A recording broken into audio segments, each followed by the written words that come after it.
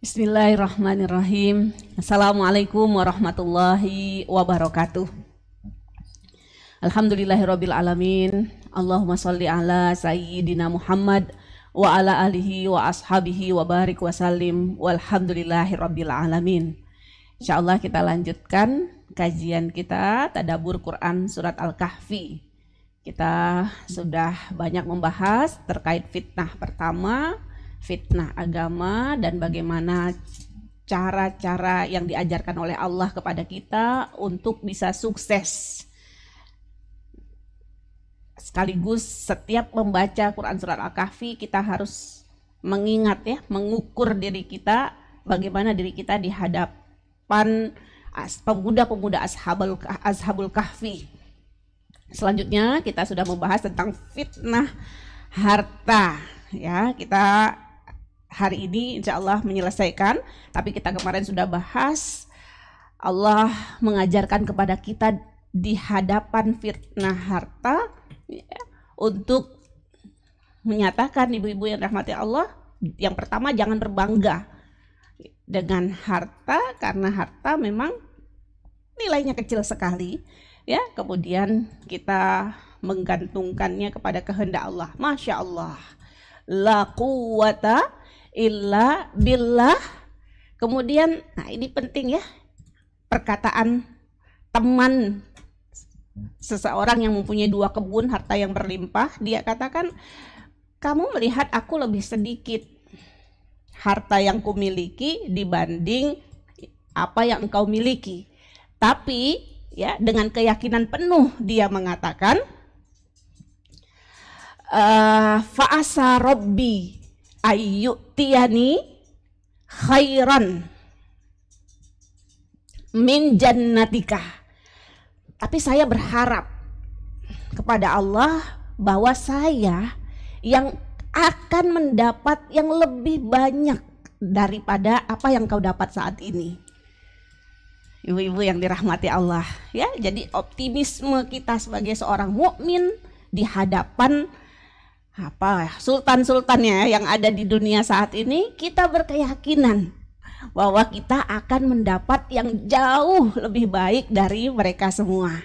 Kita sudah tahu orang yang terakhir saja masuk surga, dia mendapat apa, Alfi?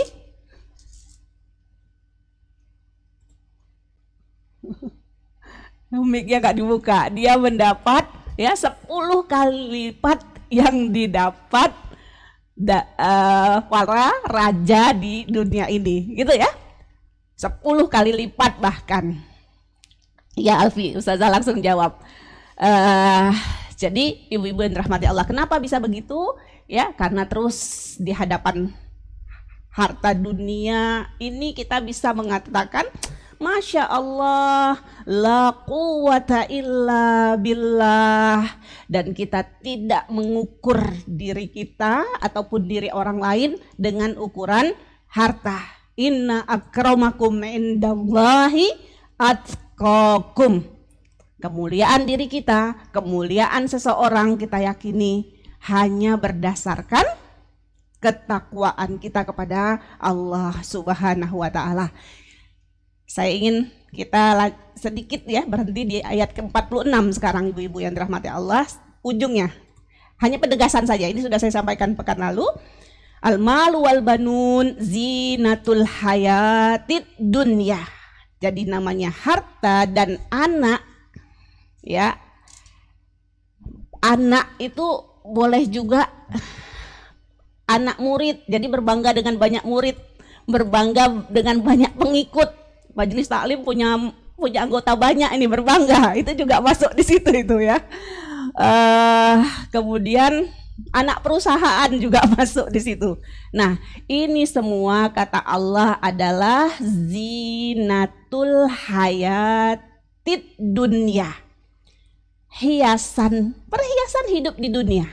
Ya, ibu-ibu, apa kita butuh di akhirat? Tidak. Apa kita butuh nanti di padang mahsyar? Tidak. Kita tidak butuh ini nanti, dan kita yakini kehidupan kita bukan sampai di sini. Ya, harta anak-anak itu hanya di dunia ini saja dia Nah, wal baqiyatus shalihat, inilah yang kita harapkan. Kebaikan terus menerus, ya, kebaikan terus menerus itu yang lebih baik pahalanya buat kita. Amal soleh yang terus menerus itu yang lebih baik bagi kita dan yang lebih kita harapkan. Lebih kita harapkan. Kemarin saya singgung ibu-ibu, boleh jadi kebaikan-kebaikan yang lebih baik ini apa? Boleh jadi 1 kali subhanallah walhamdulillah wala ilaha illallah wallahu akbar. Boleh jadi 1 ucapan ini, ya, ini yang kemudian nanti, ya, bukan boleh jadi, ya, bahwa ini 1 ini yang lebih berguna buat kita kelak di yaumul kiamah. Ya, ada hadis, Bu, subhanallah walhamdulillah wala ilaha illallah itu lebih baik daripada terbitnya matahari ini. Subhanallah. Ya, terkadang kita punya ambisi besar, ya, punya ambisi besar untuk misalnya menambah pundi-pundi kekayaan kita. Kita merasa itu nanti berguna buat kita untuk masa tua kita nanti, gitu kan? Itu bisa kita harapkan nanti kalau pas kita butuh, kalau pas kita udah nggak bisa kerja, kalau nanti kita pas sakit, kan gitu ya? Itu yang kita harapkan. Tapi Allah katakan di sini yang lebih bisa kita harapkan ternyata adalah amal-amal soleh kita. 1 kali subhanallah walhamdulillah wala ilaha illallah ini lebih bermanfaat buat kita. Ini yang lebih bisa kita andalkan mendatangkan manfaat buat kita. Ya, ibu-ibu yang dirahmati Allah, ingat ya, dulu kita pernah membahas ada namanya hadis bitokoh. Hadis bitokoh, saat ditimbang amal, timbangan kebaikannya baru sedikit, udah putus asa. Seorang hamba ini putus asa, tapi kata Allah, lihat ke atas. Pas dia lihat ke atas ada 1 lembar kertas turun. Dia tambah lemas pas yang lihat turun cuma 1 lembar. Berapalah beratnya 1 lembar kertas itu, ya, bitokoh itu 1 lembar, ibu-ibu. Nah, ketika dia turun, kemudian berada di timbangan amal kebaikan, secara pasti timbangan amal kebaikan ini, ya, turun, ya, artinya sangat memberatkan amalan kebaikan seseorang. 1 kali la ilaha illallah. Saya mendengar nasihat seorang ulama, ketika kita berada dalam kesendirian kita hanya bersendiri dengan jiwa kita, tidak ada yang melihat kita, ucapkanlah sepenuh keyakinan la ilaha illallah dan jadikan itu sebagai titipan. Kita menitip ini ke Allah. Ya Allah, aku titip ini, ya Allah, la ilaha illallah ini, ya, aku titip kepada Engkau. Dan kita membangun keyakinan bahwa apa yang kita titipkan kepada Allah ini nanti pasti akan dikembalikan kepada kita. Ibu-ibu yang dirahmati Allah, bisa dipahami ya? Ini nasihat ini saya dengar dari seorang syekh. Kemudian anak syekh ini ditanya oleh orang lain. Ya, anak syekh ini ditanya apa kesenangan bapakmu, gitu loh. Si anak tadi menjawab, karena dia sering melihat ayahnya ketika sendirian, ya, dia mengucapkan sepenuh hati la ilaha illallah, artinya dia sedang mengagungkan Allah sepenuh keyakinan.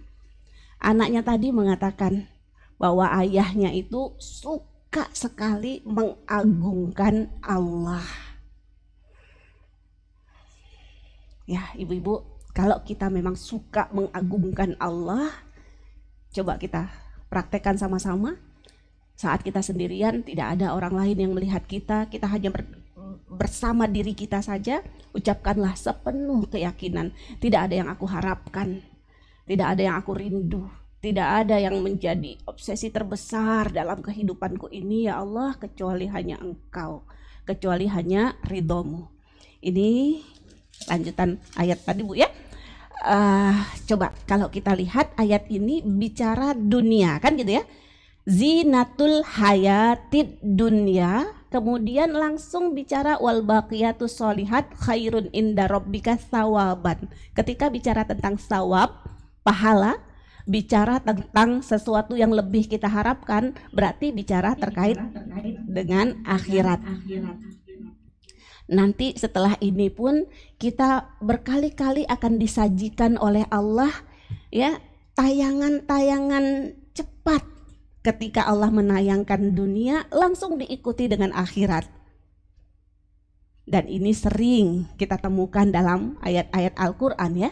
Kalau Allah berbicara terkait penciptaan kita, penciptaan langit dan bumi, langsung diikuti dengan fenomena akhirat.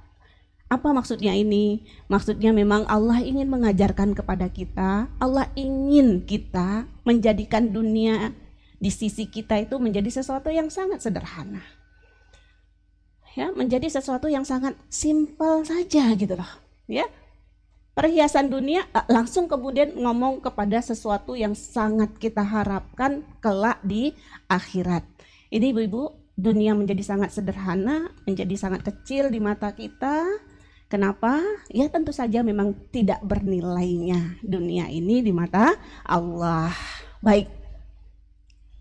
Wa yauma nusayyirul jibal wa taral arda barizatau wa hasyarnahum falam nughadir minhum ahada. Ini mirip juga tadi, ya. Kita di sini disuruh sebenarnya ya yang hakikat ayat ini, ingatlah akan hari yang ketika itu kami perjalankan gunung-gunung dan kamu dapat melihat bumi itu datar, kami kumpulkan seluruh manusia dan tidak kami tinggalkan seorang pun dari mereka. Ini sebenarnya hakikatnya yang Allah ingin bangun adalah saat di dunia ini, saat kita melihat gunung, saat kita melihat bumi. Kan ini fenomenanya fenomena dunia Bu. Tapi kita diingatkan untuk mampu merasakan dekatnya akhirat. Hati kita ini harapannya tuh hangat Bu, hangat kalau kita mengingat sesuatu yang kita cintai, pasti ada sesuatu yang hangat ya di hati kita. Nah, atau sesuatu yang dekat, sesuatu yang hangat kepada kita pasti selalu muncul dia di dalam hati kita. Allah menginginkan hati kita ini selalu hangat mengingat akhirat. Sehingga ketika kita lihat gunung, yang terbayang oleh kita bagaimana kiranya nanti ketika Allah jadikan gunung itu berjalan. Bagaimana Bu kalau gunung berjalan? Ya, kalau gunung berjalan, saya pengennya ngelihat menampilkan tayangannya tapi tidak sempat Bu ya. Jadi kalau gunung itu berjalan itu kan sebenarnya fenomena apa itu? Ya, dia bukan berjalan, bahkan mengalir Bu. Ada ayat yang lain mengalir. Bagaimana kalau gunung itu mengalir? Berarti dia mencair gitu ya. Berarti dia mencair, bahkan jalan sangat kencang sekali tuh. Kalau fenomena gunung maksudnya hancur begitu loh. Ya, sehingga debu-debu, tanah-tanahnya berhamburan berjalan. Saat kita melihat gunung yang sangat kokoh, yang sangat kuat. Ya, yang menandakan kekuatan yang sangat luar biasa, tapi ternyata dia nanti akan diperjalankan oleh Allah, akan bergerak, maksudnya akan luntur, akan hancur sel-sel atau bagian-bagian dari gunung. Kita lihat gunung, kita ingat dia nanti akan hancur pada yaumul qiyamah. Begitu juga bumi yang sangat penuh dengan perhiasan saat ini, kata Allah, kita akan melihat dia akan menjadi datar. Maksudnya apa? Datar, tidak ada apapun satupun di atasnya. Falam nughadir minhum dan tidak ada satu orang pun yang ditinggalkan, datar semua, maksudnya semuanya ya hancur semua. Ibu-ibu yang dirahmati Allah, ini kita upayakan ya, kita upayakan melihat ada di dunia, tapi bayangan kita nyambung dengan akhirat. Melihat gunung, melihat bumi, tapi hati kita bisa nyambung dengan akhirat. Wa uridu ala rabbika saffan. Ya, wa uridu ala rabbika saffan. Nanti kalau sudah terjadi pada hari yang sudah dihancurkan oleh Allah semua, mereka akan dibawa ke hadapan Tuhanmu dengan berbaris. Sesungguhnya kamu datang kepada kami sebagaimana kami menciptakan kamu kali yang pertama. Ini juga ibu-ibu, pergerakannya cepat sekali. Kamu datang kepadaku sama seperti kami menciptakan kalian pertama sekali. Seolah-olah antara kita hadir di dunia ini dengan nanti kita akan hadir berbaris di hadapan Allah, ya, menjadi sesuatu yang sangat ringan sekali, menjadi sangat yang mudah sekali, ya, menjadi sesuatu yang sangat cepat sekali. Ibu-ibu yang dirahmati Allah. Nah, ini tadi ayat ini juga, ayat yang ke-48 juga Allah sebenarnya memindahkan kita dari kehidupan dunia langsung dipindahkan cepat kepada akhirat, ya.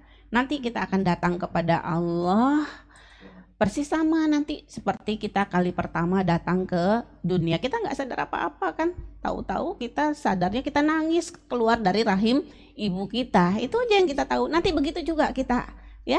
Sebagaimana kita nggak punya kuasa apa-apa, begitu juga kita nanti akan ada di akhirat. Tapi Allah katakan, sayangnya ini manusia, za'antum allan naja'ala lakum mau'idah. Mereka seolah-olah, ya, mengira mereka nggak punya waktu nanti, ya. Mereka tidak punya janji akan kembali kepada Allah. Ya Allah, Bu. Kita ini nggak tahu apa-apa, hadir di dunia kan gitu ya, dan kita terima dan kita senang, kita nggak nolak. Begitu juga Bu, nanti tiba-tiba kita akan ada di hari akhirat. Cuman sayangnya kita ini menerima nih, kita hidup sekarang di dunia. Kenapa kok kita tidak menerima bahwa akan ada waktunya nanti kita akan hadir tanpa kita sadari, ya, kita akan hadir di padang mahsyar. Allah berkata faiza, itu tiba-tiba. Faizahum bisahirah, surat An-Nazi'at. Tiba-tiba kita semua nanti akan berada di bumi, ya, padang mahsyar. Nah, baik. Kalau kita bicara sekarang masalah kita yakin dengan akhirat, yakin dengan yaumul qiyamah, saya yakin semua kita ngomong nih, mulut kita, dan kita menyatakan, aku yakin kok, gitu loh. Cuman masalahnya bukan permasalahan di mulut, permasalahannya nanti adalah permasalahan di perbuatan. Ibu-ibu yang dirahmati Allah, kalau kita lihat dalam kehidupan dunia ini, kita melihat, ya, sikap-sikap orang lain. Saya mau ngomong orang lainnya khawatir, jangan-jangan juga sikap kita juga banyak yang kalau dipikir-pikir itu sebenarnya indikasinya kenapa ya kok dia bisa sampai berbuat begitu. Kalau ada orang, Bu, berlaku curang, ya, tidak amanah dengan yang sudah diamanahi kepadanya, apapun bentuk amanah itu, dia tidak amanah dengan apa yang sudah diamanahkan. Kemudian dia mengambil hak orang lain dengan berlaku curang. Ini kalau kita pikir-pikir, ini tindakan dia seperti ini apa ya? Masalahnya kenapa kok dia begitu? Ini kan kita belajar di Quran surat Mutaffifin, ya. Orang yang berbuat kecurangan itu Allah katakan ala yazunnu ulaika annahum mab'usun. Apa mereka nggak yakin kalau mereka nanti akan dibangkitkan oleh Allah? Dan ketika Allah membangkitkan, itu buat apa? Untuk supaya orang mukmin bergembira dengan hasil kebaikan yang dia lakukan. Jadi gitu, Bu. Jadi apa ya? Yaumul Qiyamah itu hari apa sih? Hari di mana orang-orang mukmin akan sangat bergembira. Karena dia akan mendapat semua hasil yang dia lakukan, dan hari ketika orang-orang zalim, ketika orang-orang mujrim, ketika orang-orang yang tidak beriman, ya, mereka akan menyesal sekali bahwa semua yang dia lakukan ya, tidak habis sia-sia begitu, tapi tersisa siksa ya buat mereka. Mudah-mudahan bisa dipahami ibu-ibu yang dirahmati Allah. Saya ingin balik tadi ya. Jadi tadi yang dunia ini akan habis, tapi yang tersisa itu adalah amal-amal soleh kita, yang tersisa adalah la ilaha illallah kita misalnya. Nah nanti yaumul kiamah tentu saja yang kita harapkan itu bukan aktivitas dunia kita, tapi yang kita harapkan, yang kita bergembira dengannya adalah pahala. Dan ini menjelaskan kepada kita bahwa yaumul kiamah itu hari di mana orang-orang mukmin akan digembirakan oleh Allah dan orang-orang kafir akan dibuat sangat menyesal. Wa wudi alkitab, ini buktinya. Wa wudi alkitab fataral mujrimin musyfiqina mimma fihi. Akan diletakkan nanti saat kita sudah dikumpulkan oleh Allah di padang mahsyar dalam satu barisan, kemudian diletakkan kitab. Ya, nah, caranya bagaimana? Beda-beda ya. Beda-beda, ada yang Allah menceritakan ketika kita menerima kitab, ada kitab yang diterbangkan. Kalau di sini wudi'ah, diletakkan. Diletakkan kitab di hadapan kita semua, lalu orang-orang yang bersalah ketakutan ya terhadap apa yang tertulis di dalamnya, mereka akan berkata, aduh celaka kami. Ya wailatana, ma li hadzal kitab. Kitab apa ini? La yughadiru saghiratan wala kabiratan illa ahsaha. Dia tidak meninggalkan yang kecil dan yang besar, tidak ditinggalkan kecuali dihitung dengan sangat teliti. Wa wajadu ma amilu hadirah. Dan mereka nanti akan mendapati semua yang sudah mereka kerjakan pada saat itu hadir, ada di depannya. Ya, nampak di pelupuk matanya. Ibu-ibu yang dirahmati Allah, la yughadiru saghiratan. Situ ya ayatnya ya. Orang-orang akan mengatakan, kitab apa ini yang tidak meninggalkan yang kecil, sekecil apapun tidak ditinggalkan. Dalam salah satu tafsir disebutkan di situ Bu ya, di antara contoh yang kecil yang tidak akan ditinggalkan, yang akan dicatat itu satu kali senyuman saja Bu. Hanya masalahnya senyuman kita tuh beda-beda.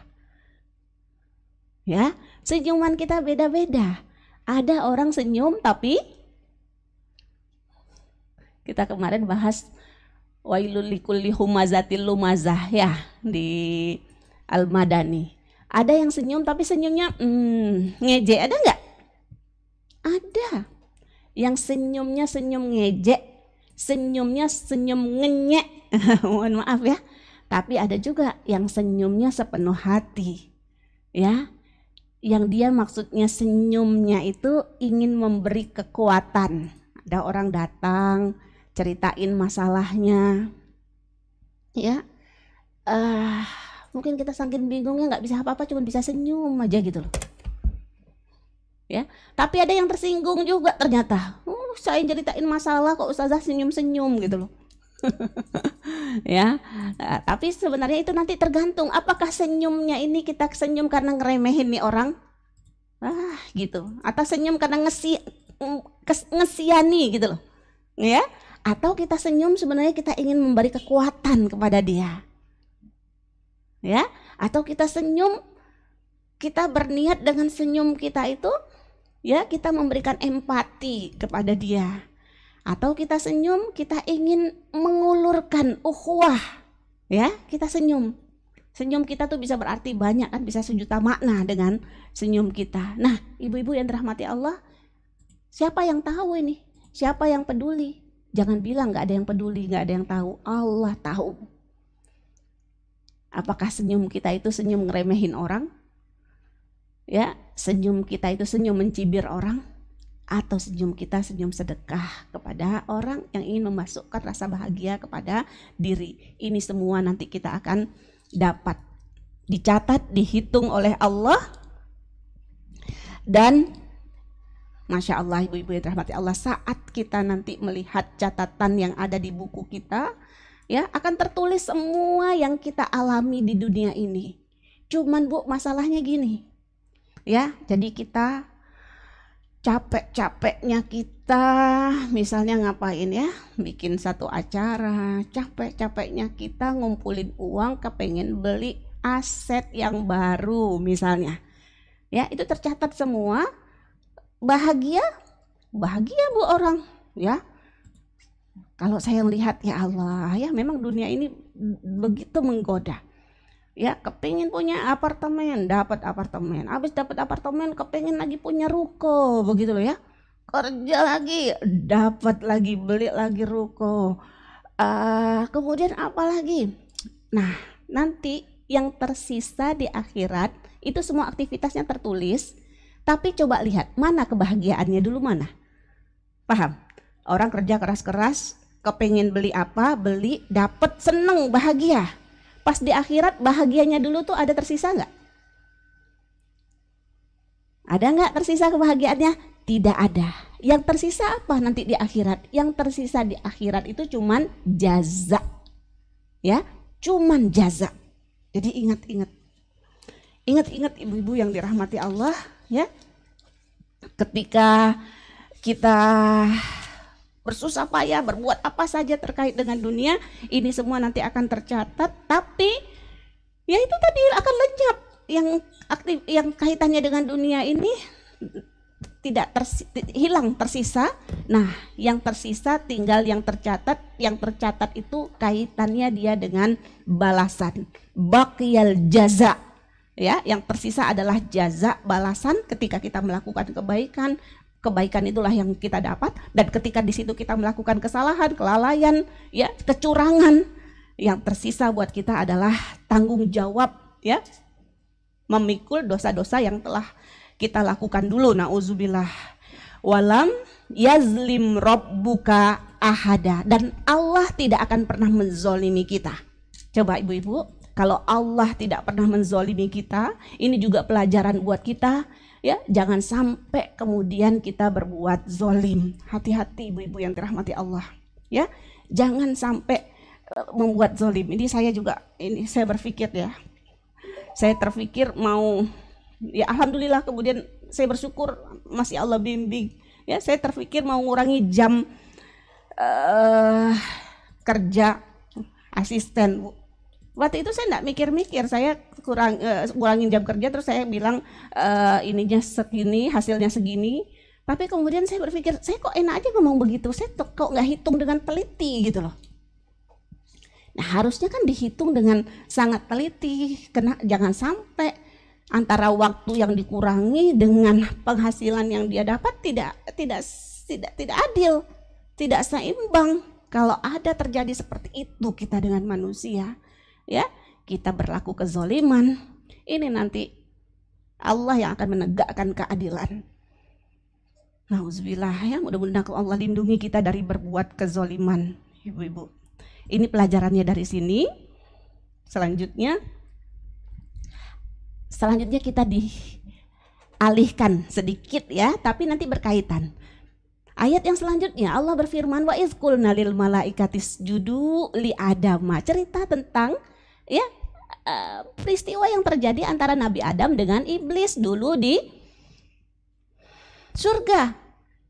Ya, ketika diperintahkan kepada iblis untuk bersujud kepada Adam, malaikat bersujud, ya, malaikat bersujud, tapi iblis tidak mau sujud. Kenapa? Dia fasik, dia melanggar perintah Allah. Terus Allah katakan, nah, kamu tahu ya bagaimana ingkarnya iblis itu kepada Allah, kepada perintah Allah. Apa kamu mau menjadikan dia, iblis itu, setan itu, dan anak keturunannya, ya, iblis dedengkotnya pasti yang di sana, anak keturunannya setan nanti ya. Apa itu mau kamu jadikan wali penolong kamu gitu loh. Ya, wali itu pelindung, penasehat, apa lagi? Sesuatu yang dekat dengan kita, ya. Selain aku, apa kamu mau lebih dengar ya perkataan-perkataan setan itu? Bisa lidzalimina badala. Sangat jelek sekali orang yang mengambil pengganti Allah, ya. Dia ganti yang harusnya kita, wali kita adalah Allah. Pelindung kita, penasehat kita, yang kita taati itu adalah Allah. Tapi orang-orang, ya, yang kemudian tidak tepat dalam menjalani kehidupan ini, yang mereka ikuti, yang mereka taati, yang mereka berteman, itu nanti setan, ya. Nah, ini juga masalah menjadi pelindung itu juga bukan masalah di omongan, bukan, tapi masalahnya adalah di masalah sikap, ya. Masalah sikap kita, apakah sikap kita ini sudah menunjukkan bahwa kita, yang kita taati, yang kita ikuti adalah Allah atau setan dan hawa nafsu kita. Ya, ini beberapa kali kita ulang, masalahnya bukan di masalah ucapan mulut. Lanjut. Bukan di masalah ucapan mulut, tapi masalahnya ada di dalam sikap. Ya, ada di dalam sikap dan ada di dalam hati. Sama tadi Bu ya, subhanallah, zikir-zikir tadi. Subhanallah, la ilaha illallah, itu bukan masalah di mulut, tapi adalah apakah itu betul-betul merupakan terbit, yang di mulut kita itu terbit dari apa yang ada di dalam hati kita. Jadi Allah menginginkan sebenarnya, yang Allah inginkan sebenarnya adalah hati kita ini, ya, senantiasa bertaut kepada Allah, senantiasa memuji Allah, sehingga mulutnya keluar subhanallah, alhamdulillah, la ilaha illallah. Mudah-mudahan bisa dipahami. Selanjutnya ini singkat saja, ma'ashhatuhum khalqas samawati wal ard. Aku tidak menghadirkan mereka, iblis itu, untuk menyaksikan penciptaan Allah. Enggak. Jadi setan ini seolah-olah Allah, iblis ini Allah ingin katakan tidak punya kedudukan sama sekali di dalam penciptaan langit dan bumi. Wa yauma yaqulun nadu syuraka'i allazina za'amtum fada'auhum falam yastajibu lahum. Nanti di yaumul kiamah, ya, Allah akan menunjukkan kepada mereka betapa lemahnya orang-orang yang mengambil setan ini menjadi pelindung, menjadi teman dekat, menjadi penasehat dalam kehidupannya, yang selalu dia ikuti apa maunya setan, ya. Jadi setan itu maunya apa? Pasti menyuruh kita pelit, pasti menyuruh kita sama orang itu bermasalah, suuzon sama orang, nggak percayaan sama orang, ya, itu maunya setan. Ada permusuhan sama orang, setan maunya kita punya angan-angan yang panjang dengan dunia ini, gitu loh, seolah-olah hidup 7 generasi seperti itu, ya. Nah, nanti di yaumul kiamah disuruh panggil, ayo panggil, coba mana penolong kamu itu, ya. Nah, saat itu Allah ingin menegaskan, apa mereka bisa menjawab? Pasti mereka tidak bisa menjawab. Wara'al mujrimunan nar. Nah, dilanjutkan ini ibu-ibu yang dirahmati Allah, setelah tadi datang, ya, melihat kitabnya, habis itu apa? Wara'al mujrimunan nar. Setelah dia datang sofan ke dalam yaumul kiamah, gitu ya. Kemudian diletakkan kitab. Kemudian Allah tadi kasih nasihat cerita dari cerita Adam. Ini pelajaran buat kita, jangan mengambil penolong, pelindung, penasehat dalam hidup ini yang diikuti setan. Kemudian balik lagi, gambaran tentang yaumul kiamah digambarkan kepada kita nanti saat orang-orang yang berdosa itu melihat neraka, baru mereka melihat, maka mereka meyakini mereka akan jatuh. Kalau di sini meyakini, ya ibu-ibu, kita bahas dalam Quran surat Al-Qari'ah, sangkin lemahnya, ya, manusia itu kan seperti apa? Seperti laron, kan? Laron itu baru nampak terang gitu sedikit aja langsung jatuh, ya. Jadi orang-orang kafir yang lebih dahsyat lagi baru lihat neraka langsung tumbang, langsung jatuh, ya. Kalau di sini Allah sebutkan kita, mereka yakin Jadi sebelum jatuhnya mereka yakin dulu gitu ya. Mereka yakin pasti mereka akan jatuh di dalamnya dan mereka tidak menemukan tempat berpaling dari Robnya. Ibu-ibu, ini orang-orang kafir, ya, orang-orang yang banyak berdosa. Kenapa?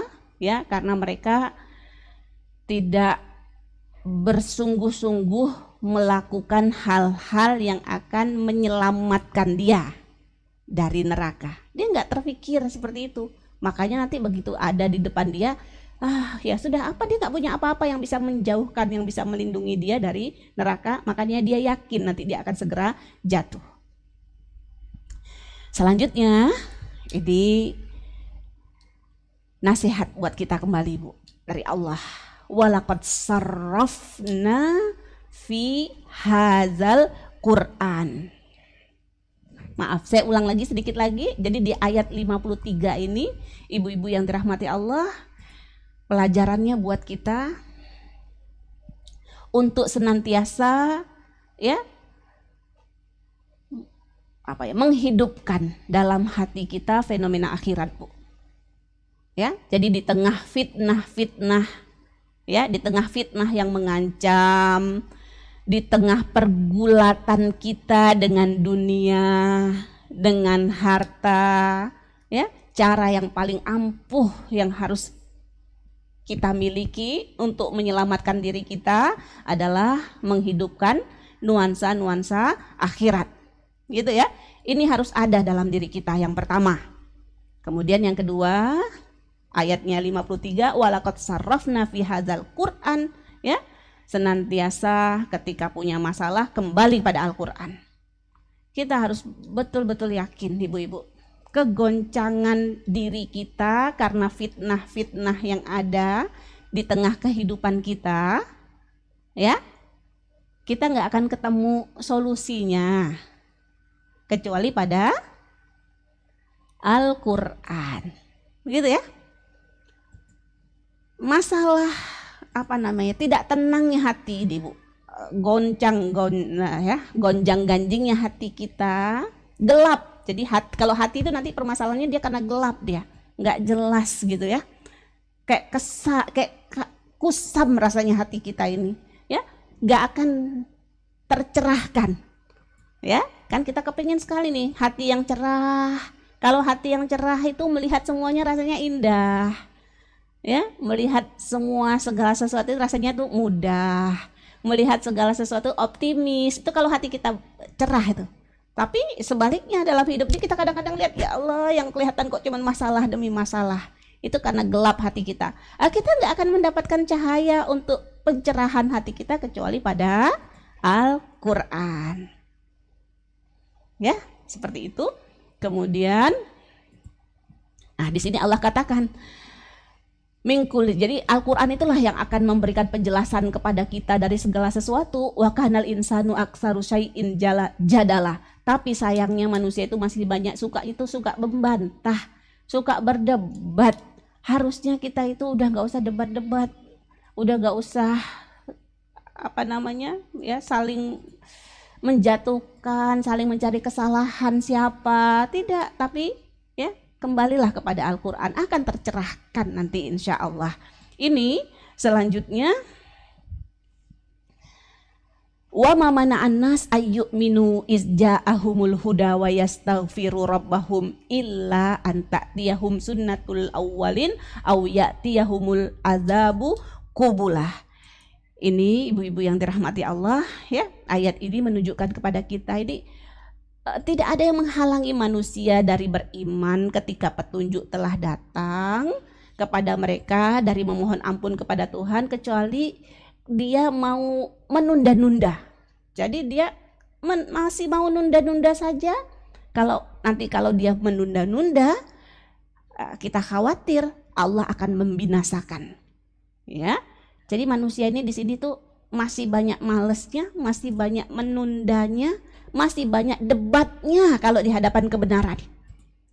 Udah tahu nih hatinya kusam, udah tahu nih dia sedang males misalnya, ya. Kan harusnya segera bangkit, harus mengambil nasihat dari Al-Quran, tapi kan sukanya manusia tuh tapi gitu. Udah tahu dia suka marah, ya, udah tahu dia orang yang nggak sabaran, tapi masih bela saja. Wajar kan gitu loh. Siapa yang nggak emosi nih begini gitu. Waduh, saya nasihati diri saya sendiri nih sekarang. Ya, masih jidal, kemudian karena dia jidal dia masih nunda-nunda nih, ya, untuk kemudian ayo oke deh, kita kembali ke jalan yang lurus gitu loh. Nah, inilah yang terjadi pada manusia.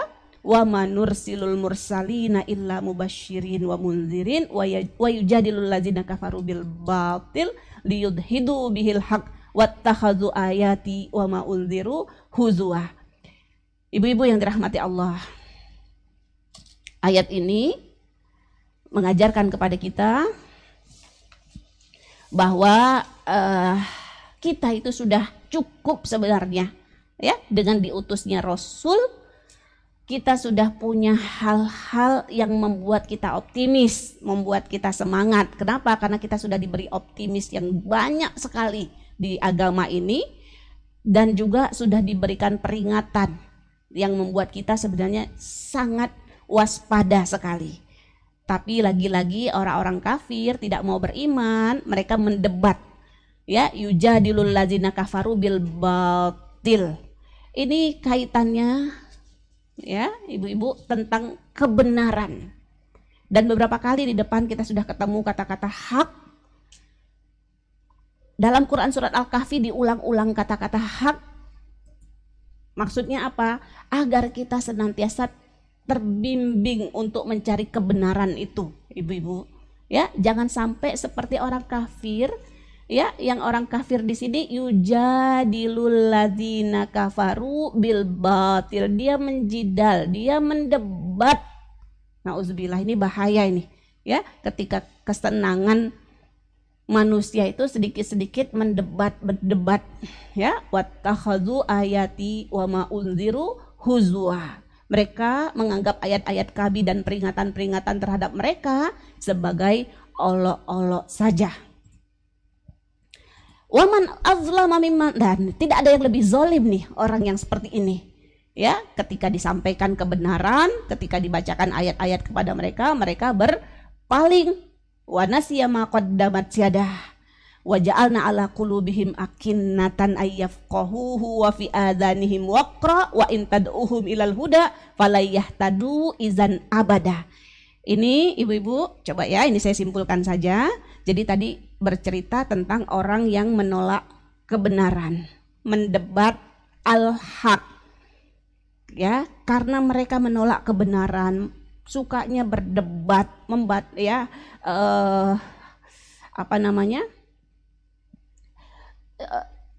lebih sibuk gitu loh, membicarakan sesuatu hal-hal yang batil.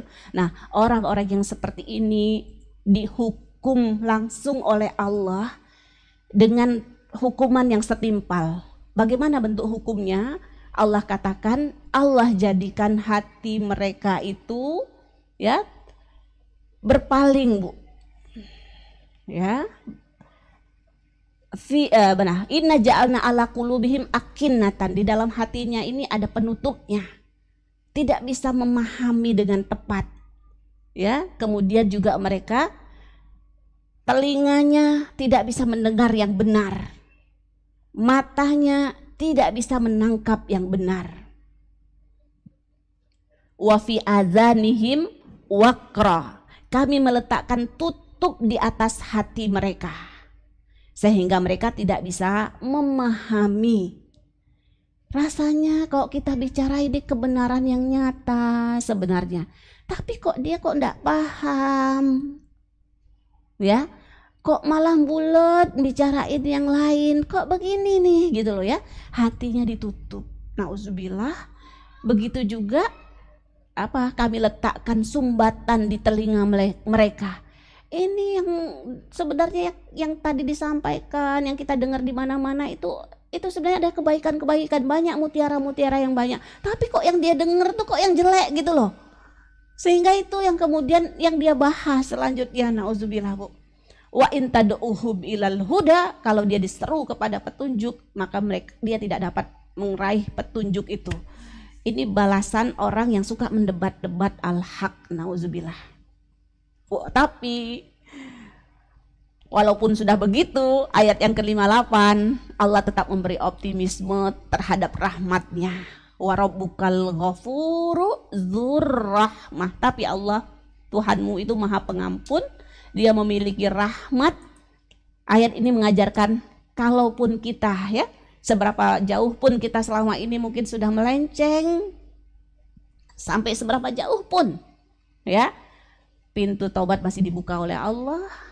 Allah tetap ingin ya kita kembali. Allah tetap ingin memberikan rahmatnya kepada kita. Begitu juga kepada orang lain. Jangan sampai kita merasa, oh ini orang memang seperti itu. Enggak ya. Pintu taubat Allah masih terbuka. Allah masih menginginkan memberikan rahmat. Kalau Allah saja masih menginginkan memberikan rahmat kepada seseorang itu, apa kita berhak ya mengklaim orang ini jauh dari rahmat Allah? Tentu saja kita tidak berhak. Watilkal qura, ini penutup di ayat rentetan ayat ini. Watilkal qura ahlaknahum. Jadi tadi cerita individu-individu. Jadi individu. Kemudian di sini Allah berbicara terkait penduduk negeri, berarti satu bangsa.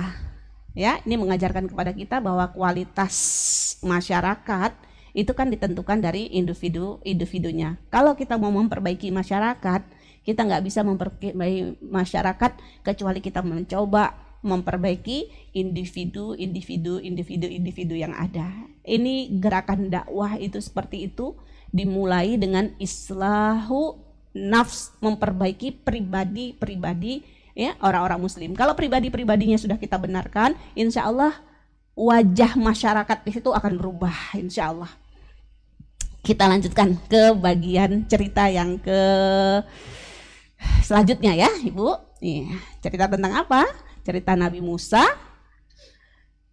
bertemu dengan, ada yang mengatakan Nabi Khidir, ada yang mengatakan rojulun soleh, begitu saja. Dia bukan nabi ya, tapi rojulun soleh, seorang yang soleh.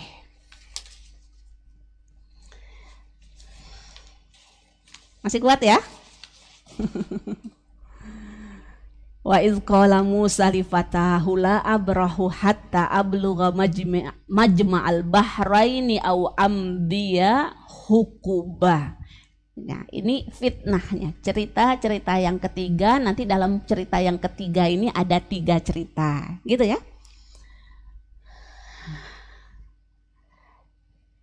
Para mufasir mengatakan ini fitnah kaitannya dengan ilmu, ibu-ibu.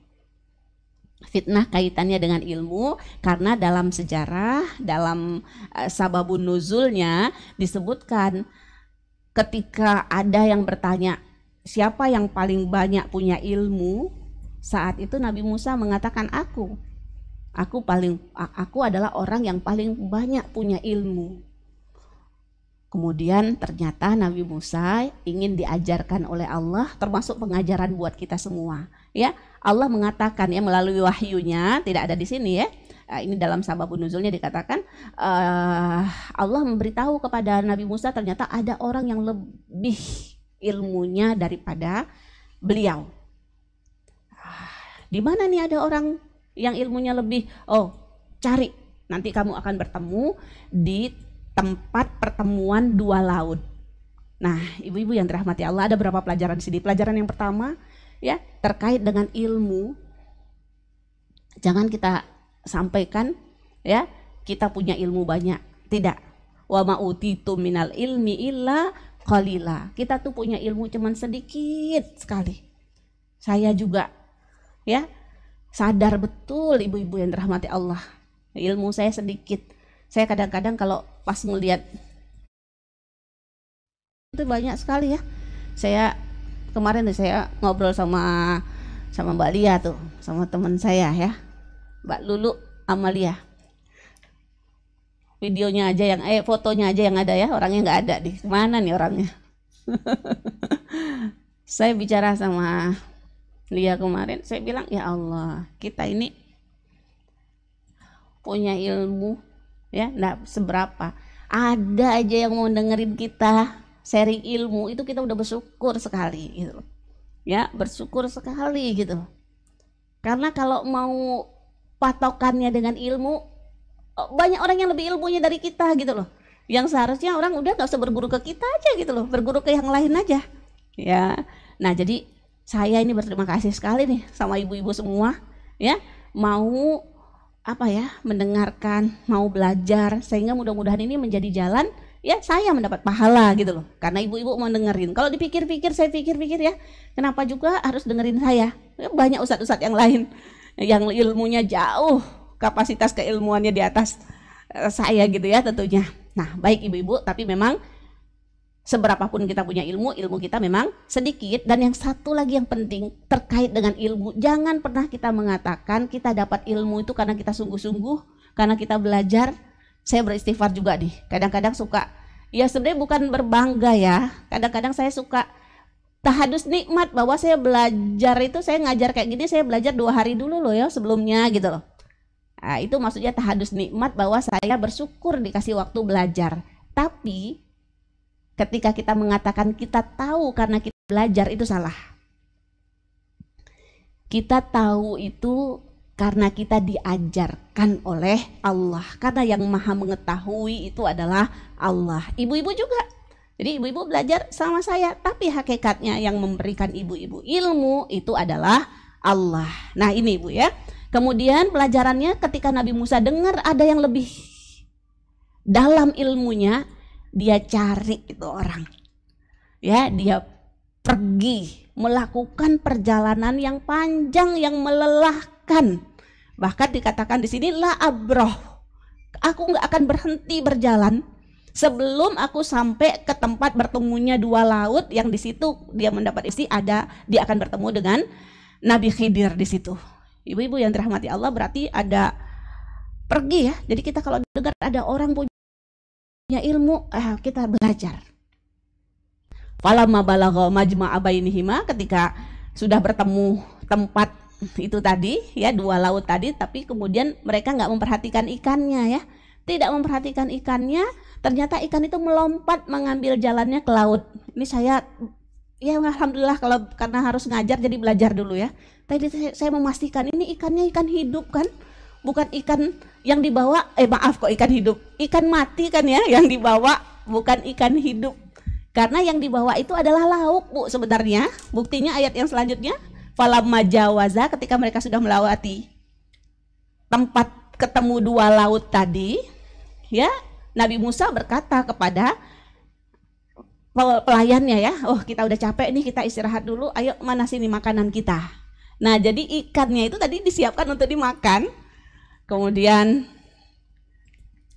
ternyata ini ayat yang menarik, muridnya menjawab, tahukah kamu tatkala kita mencari tempat berlindung di batu tadi, maka sesungguhnya aku lupa menceritakan tentang ikan itu, dan tidak ada yang melupakan aku untuk menceritakan kecuali syaitan, dan ikan itu mengambil jalannya ke laut dengan cara yang aneh sekali. Ya, jadi mereka udah lewat dari tempat bertemunya 2 laut. Nabi Musa merasa capek, ayo kita istirahat dulu, mau makan. Di situ ya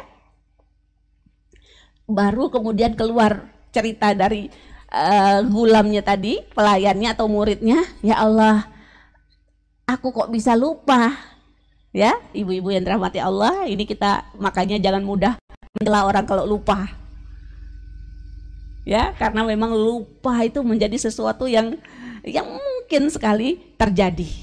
Ya, wah, tapi Nabi Musa coba lihat nih, nggak marah.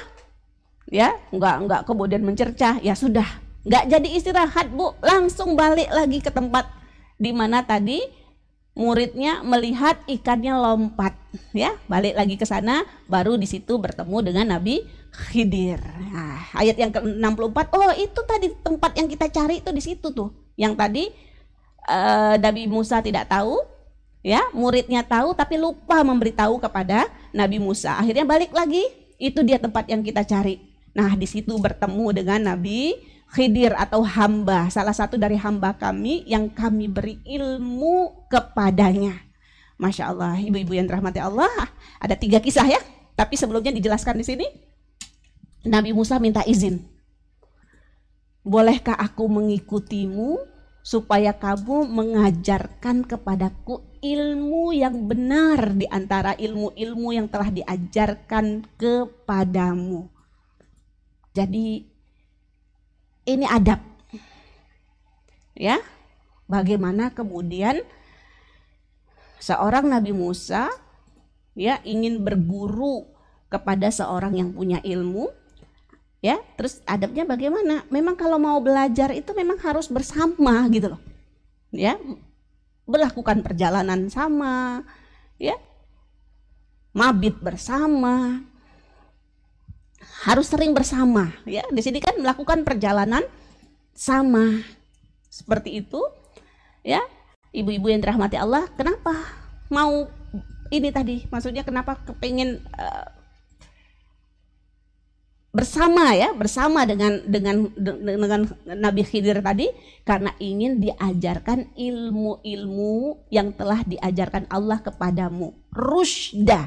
Coba kalau ibu-ibu perhatikan, kata-kata rusda di depan udah berulang berapa kali, Bu? Ya. Ingat ya, saya sudah ajarkan rosyada, rusdan. Jadi subhanallah, Quran surat Al-Kahfi ini ya memang mengajarkan kepada kita betul-betul untuk sangat sensitif terhadap petunjuk yang lurus, itu rusdu. Apa bedanya rusdu itu dengan hidayah? Tadi saya minta tolong sama sahabat saya, ya suami saya maksudnya. Bi tolong cariin bedanya rusdu dengan hidayah. Nah, alhamdulillah saya dikasih. Ya, ternyata rusdu dan hidayah itu sebenarnya bisa dua kata yang artinya sama, Bu, kalau disebutkan dalam tempat yang berbeda. Jadi kalau disebutkan rusdu saja berarti dia mencakup makna hidayah. Begitu juga hidayah. Kalau hidayah disebut dia punya arti rusdu. Cuman kalau disebutkan bareng nanti dia ada bedanya. Ya, rusd itu istiqomah dalam beramal, hidayah itu istiqomah dalam berilmu. Dan ibu-ibu yang dirahmati Allah, kita tidak akan bisa lulus menghadapi fitnah-fitnah kehidupan ya kalau kita tidak mengetahui bagaimana jalan terlurus, jalan yang paling ya bisa menyelamatkan kita. Petunjuk, ini ada masalah. Kalau kita nggak punya petunjuk bagaimana mencari solusi untuk masalah ini, bisa nggak, Bu? Nggak bisa kan?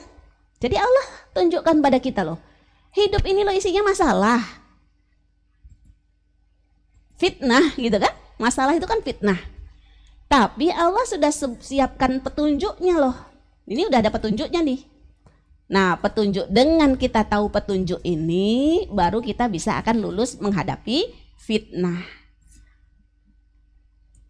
Ya, kalau kita mau petunjuknya bukan dari Allah, bisa nggak? Ya nggak bisa, Bu. Ya, karena yang menguji kita ini adalah Allah. Karena kehidupan ini adalah kehidupan milik Allah. Karena kita ini adalah makhluk-makhluk Allah. Kita hidup di bawah aturan-aturan Allah. Jadi kalau kita mau lulus, harus yang kita pakai, solusi yang kita pakai harus solusi yang berasal dari Allah. Itu ar-rusdu. Jadi mari ya ibu-ibu, saat kita membaca Quran surat Al-Kahfi, kita ketemu kata-kata ar-rusdu berulang-ulang dalam surat ini. Ya, ini kita pahami bahwa ini Allah sedang mengajarkan kepada kita tidak akan bisa menghadapi fitnah-fitnah, ujian-ujian dalam kehidupan kalau kita belum tahu rusnya dari Allah. Apa tadi rusnya tadi? Petunjuknya. Ya, aturan-aturannya Allah. Enggak mungkin kita akan bisa lulus dalam ujian, dalam fitnah ini. Kita lanjutkan ayat yang ke-67. Allah berkata, qala innaka lan tastati'a ma'iya sabra. Ini Nabi Khidir berkata kepada Nabi Musa saat minta izin untuk mengikuti ya beliau guna mencari ilmu, Nabi Khidir berkata, engkau nggak akan bisa sabar bersamaku. Ibu-ibu, dari ayat ini kita diajarkan berarti untuk mendapat ilmu perlu kesabaran. Tidak mungkin kita bisa meraih ilmu kalau tidak bersabar. Ya, saya ingat betul di awal-awal dulu saya mengajar itu saya kepengen sekali kalau ngajar tuh muridnya segera pinter gitu loh, segera bisa gitu loh. Tapi akhirnya lama-lama saya sadar sendiri, nggak mungkin nih murid-murid bisa segera paham, segera bisa, segera menguasai kalau merekanya nggak mau belajar, kalau merekanya nggak mau ngulang-ngulang pelajaran. Ya, begitu ya ibu-ibu. Wa kaifa tasbiru ala ma lam tuhit bihi khubra. Bagaimana kamu dapat bersabar atas sesuatu yang kamu belum mempunyai pengetahuan yang cukup tentang hal itu. Saya mengajak kita berhenti sedikit di ayat yang ke-67 ini, ayat yang ke-68 ini. Di sini Allah mengajarkan kepada kita bahwa dalam menjalani kehidupan ini kita banyak sekali nggak taunya. Ya, kita karena kita tidak tahu, ya kita kadang-kadang membuat tergesa-gesa, kemudian bertanya, ini kenapa sih begini? Kok aku begini? Padahal aku sudah begini. Nah, ini tidak sepatutnya terjadi. Jadi pertanyaan-pertanyaan seperti ini tuh sebenarnya menunjukkan ketidaksabaran kita. Ya, jadi kita tidak paham, iya. Kita tidak mengerti kenapa ini terjadi, kenapa kok begini, saya sudah begini, tapi kok hasilnya masih begitu gitu ya. Saya maunya begini, tapi kenapa kok sama Allah dihalangi, kok saya malah dihadapkan kepada sesuatu yang seperti ini. Nah, kita pertanyaan-pertanyaan seperti ini ada di dalam diri kita ya. Ya, pertanyaannya itu wajar, tapi ketika kita mempertanyakan kepada Allah itu tidak wajar. Kenapa tidak wajar? Karena ketika kita mempertanyakan itu menunjukkan yang pertama kita tidak sabar, yang kedua kita tidak meyakini bahwa tidak ada sesuatu pun yang menimpa kita yang itu belum ya diukur oleh Allah sesuai dengan kemampuan kita, dan kita masih belum yakin apapun yang menimpa kita itu adalah sebenarnya bentuk kasih sayang Allah kepada kita. Jadi ibu-ibu yang dirahmati Allah, kita akan bisa sabar walaupun kita belum tahu ini hikmahnya apa. Ya, kita belum tahu dan kita sebenarnya tidak berhak untuk kemudian mempertanyakan kenapa, apa hikmahnya. Sabar saja, akan nampak nanti pada saatnya. Kalau memang Allah mengatakan baik buat kita mengetahui hikmahnya, akan nampak segera hikmahnya kenapa sesuatu itu menimpa kita. Ya, jadi sekali lagi ingin saya sampaikan, untuk kejadian-kejadian yang kita kadang-kadang mempertanyakan kenapa begini, bukannya harusnya begitu, sering ini terjadi, itu karena kita memang tidak punya ilmu apapun untuk yang terjadi terhadap diri kita. Kita tidak tahu. Karena kita tidak punya ilmu, yang dituntut Allah kepada kita di situ adalah kita bersabar dengan membangun keyakinan kepada Allah Subhanahu wa Ta'ala. Jadi bukan malah wajar dong aku nggak sabar, aku nggak ngerti, bukan begitu. Ya, kamu harus sabar karena memang kamu belum mengerti. Ya, jadi kita harus tahu memang ilmu kita singkat sekali dengan apa yang terjadi dalam kehidupan kita. Kita nggak paham, memang nggak ngerti. Nah, tapi kita punya sandaran kepada Allah bahwa pada saatnya Allah akan menunjukkan hikmah dari semua yang menimpa kita. Baik, di sini Nabi Musa berjanji kepada Nabi Khidir, satajiduni insyaallahu sabiran. Insya Allah kamu akan mendapati aku bersabar dan aku tidak akan melanggar, ya, tidak akan menentangmu untuk satu urusan apapun. Ini yang dijanjikan oleh Nabi Musa. Tapi apa yang kita baca dalam Quran Surah Al-Kahfi kita diceritakan ketika mengalami 3 kondisi ya, ternyata Nabi Musa tidak bisa bersabar untuk bertanya, untuk mengungkapkan pendapatnya yang seolah-olah menentang ya apa yang dilakukan oleh Nabi Khidir. Ya, insya Allah kita paham udah ini. Saya singkat saja ceritanya. Ketika pertama ya Nabi Musa mendapati Nabi Khidir melobangi sampan ya milik orang-orang miskin pada saat itu. Nabi Musa bilang, kenapa? Bukankah ini nanti kamu bisa menenggelamkan? Nabi Khidir langsung mengatakan, alam akul innaka lan tastati' ma'iya sabra, bukankah aku sudah bilang kamu gak bisa bersabar bersamaku. Nabi Musa langsung sadar, la tu'akhizni bima nasitu. Tolong jangan aku dihukum karena kelupaanku. Ya, nah ini 2 kali ya, tadi ada lupa, ketika muridnya lupa Nabi Musa juga tidak menghukumnya, dan Nabi Musa juga sadar bahwa sebagai kesalahan ya boleh jadi disebabkan karena kelupaan. Dan kita kalau memang orang betul-betul lupa jangan menghukum, Bu. Lupa ini sesuatu yang sangat umum ya terjadi. Dan alhamdulillah Nabi Khidir juga tidak langsung menghukum kan di kali pertama. Tapi kemudian saat mereka berjalan lagi, Nabi Musa melihat kejadian besar lagi ya, bagaimana tiba-tiba Nabi Khidir membunuh seorang anak muda yang polos, yang masih tanpa ada alasan, tanpa ada sebab tiba-tiba dibunuh. Tentu saja kaget, bagaimana tidak kaget? Dan Nabi Musa langsung bertanya lagi ya, kenapa kamu bunuh ini ya anak yang tidak ada dosanya? Qala alam aqul innaka lan tastati'a ma'iya sabra, bukankah aku bilang kamu ini nggak bisa sabar? Qala in sa'altuka an syai'in ba'daha, oke deh, kalau habis ini aku masih bertanya lagi, sudah ya, jangan bolehkan aku menyertai perjalananmu.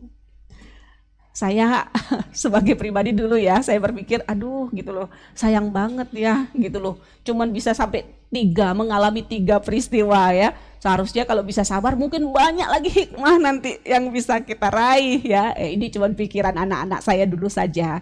Insya Allah 3 cerita ini cukup ya bagi Allah kepada kita untuk mengajarkan bagaimana luasnya ilmu Allah, bagaimana dalamnya hikmah Allah untuk hal-hal yang terjadi dalam kehidupan kita.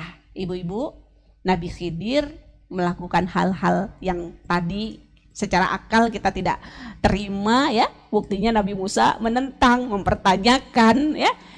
Kenapa Nabi Khidir melakukan seperti itu? Nabi Khidir melakukan karena perintah Allah.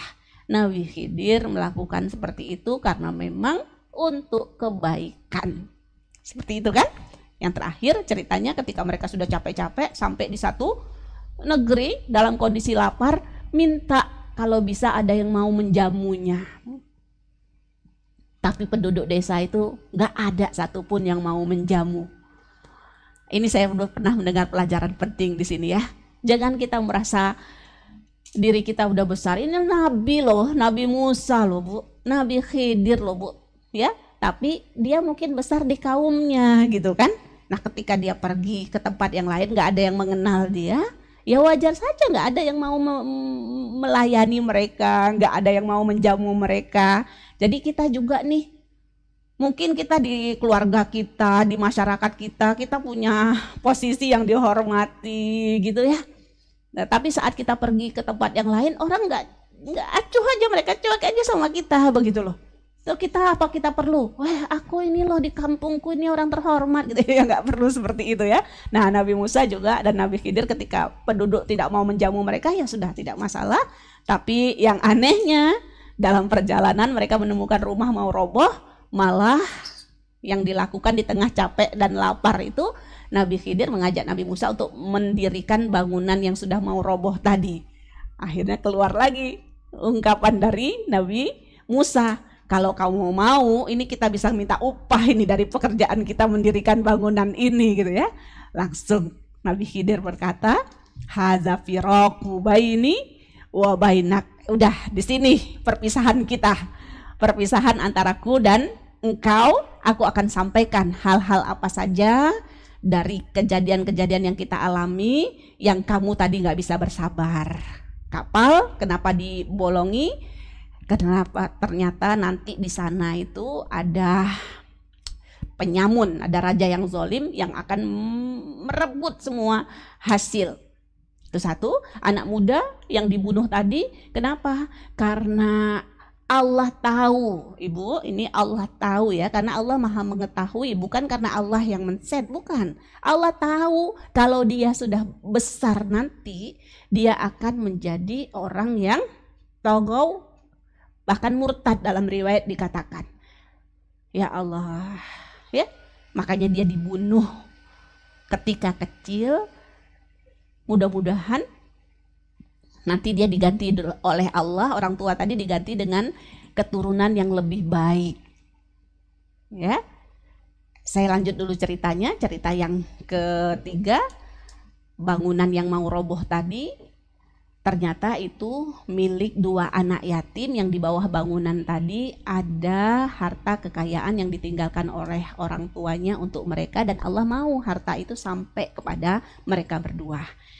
Pelajaran yang kita ambil dari 3 kisah ini, ibu-ibu yang dirahmati Allah, ya, betapa lemahnya akal manusia untuk memahami hikmah atau kejadian-kejadian yang menimpa kita, yang boleh jadi ya kejadian itu dengan pandangan mata kita sebagai manusia yang sangat terbatas itu sesuatu yang jelek bagi kita. Kapal kita dibolongi, anak kita yang kita cintai, buah hati kita ya meninggal ketika kecil atau meninggal ketika dia mulai merajak dewasa, merajak remaja. Ya, bayangan kita inilah nanti yang akan menjadi kebanggaan, yang akan meneruskan nama kita, yang akan meneruskan perjuangan kita. Kan seperti itu ya. Nah, boleh jadi kita mengalami hal-hal yang menurut kita jelek, tapi di situ ada kebaikan yang banyak buat kita. Nauzubillah, ibu-ibu coba bayangkan.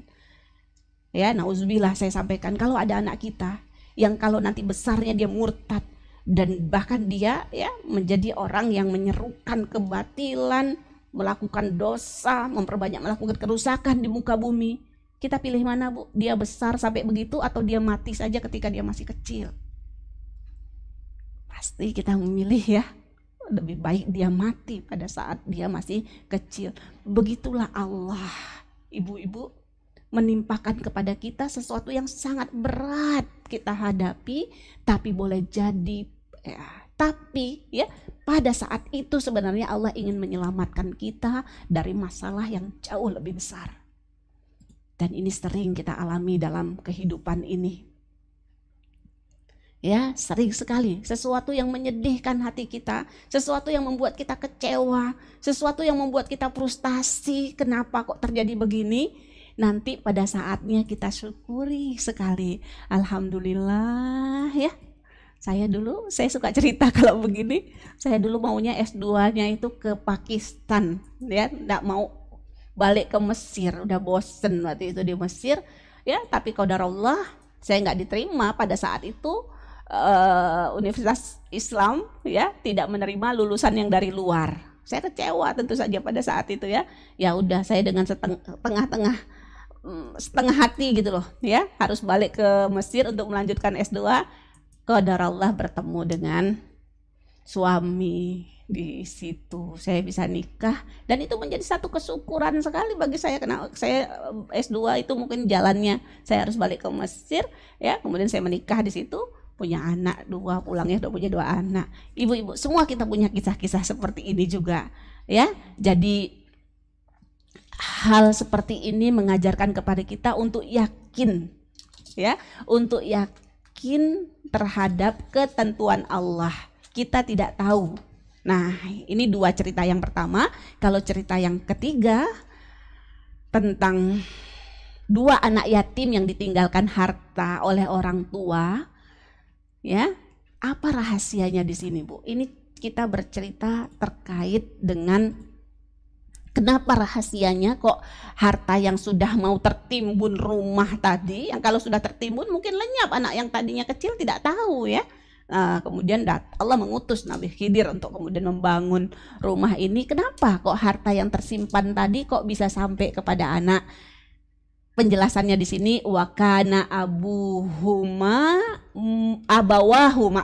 wa ammal ghulam fakana abawahu. Penjelasannya di sini adalah kedua orang tuanya mukminain. Oh maaf, bukan yang ke-80. Ini saya salah baca.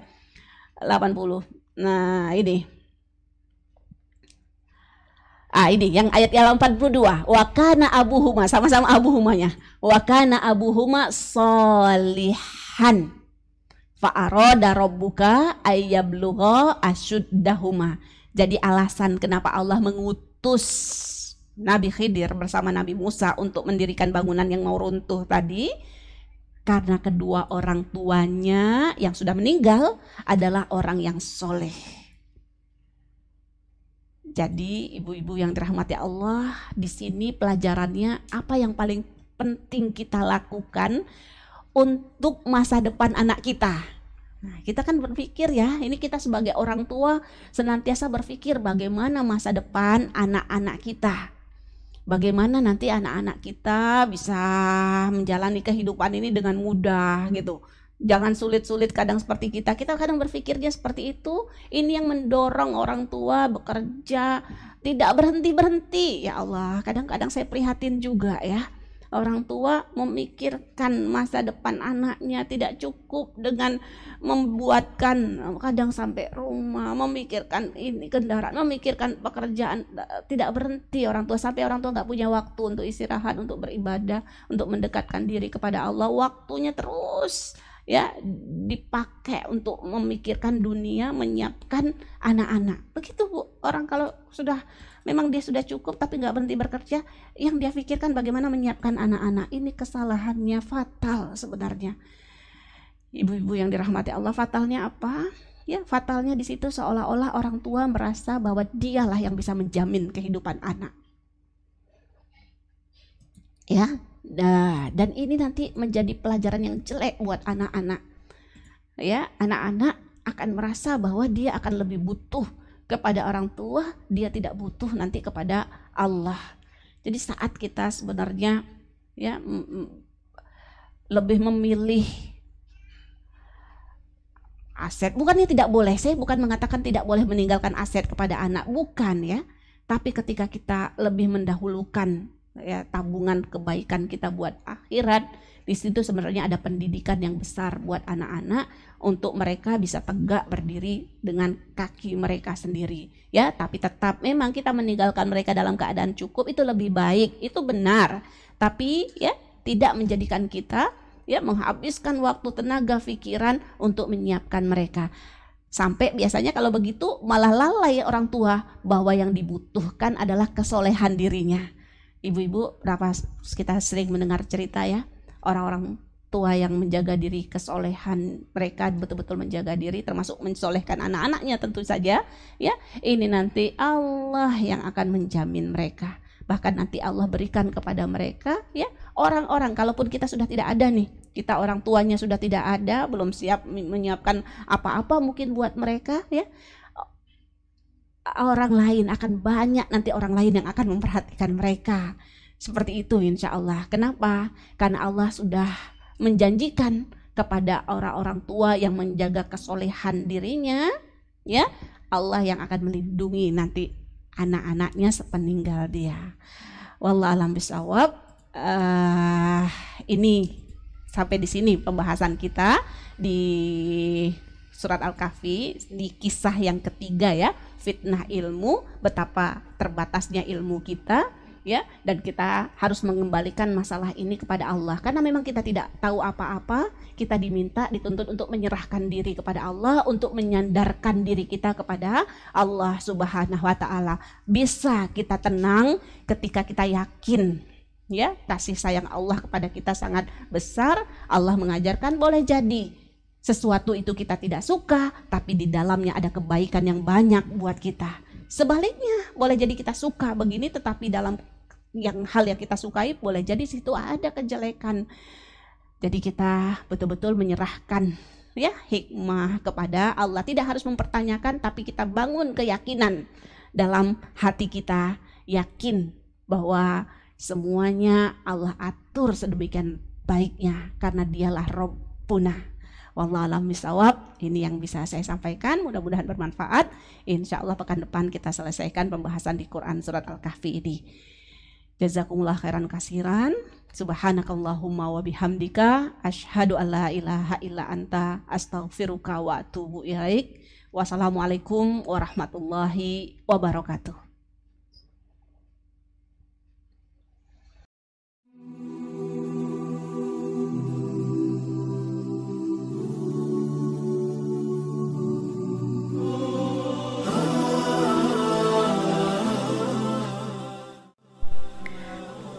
Ibu-ibu yang dirahmati Allah, Alhamdulillah selama 4 tahun kebersamaan kita di kelas Madrasah Quran telah menuai keberkahan dan kebaikan yang tiada hentinya. Saat ini kita akan membangun Kutab Ibadur Rahman dan Markas Quran di atas seluas lahan 1.400 meter persegi. Untuk itu, saya selaku Ketua Madrasah Quran Semalang Raya bersama pengurus MQ Arumba, MQ Araya, MQ Agung Wisata, dan MQ Kepanjen mengajak ibu-ibu untuk ikut dalam program Gebuk, Gerakan 1000 untuk Dakwah Quran. Mari kita bersama-sama berjihad harta.